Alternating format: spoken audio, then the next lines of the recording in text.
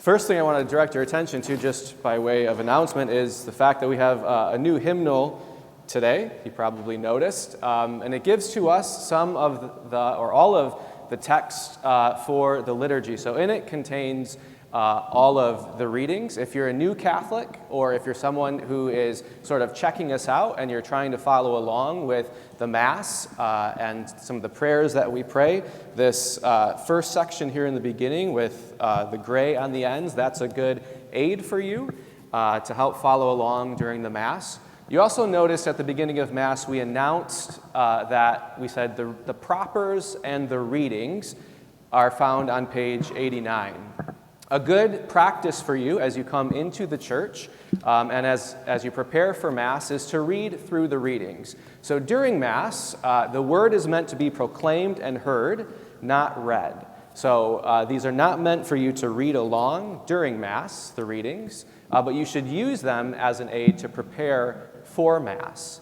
The other thing is in the propers, the church gives to us, long before we said that you should sing at Mass, the church says that the Mass should be sung.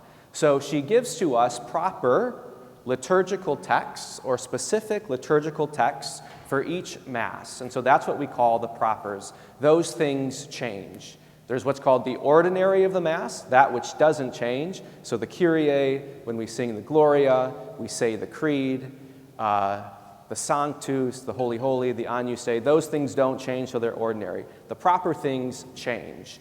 So the propers for the Mass are the entrance chant, the offertory chant, the communion chant, and that verse that we sing during the Alleluia. All of those can be found, again, beginning at page 89.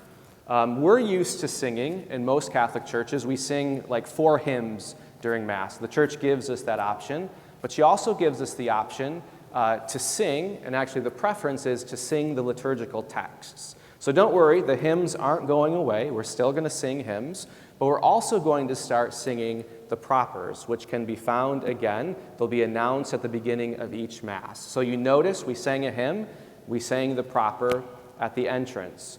We'll sing the proper during communion exclusively for the entire season of Advent. So that can be found in that place.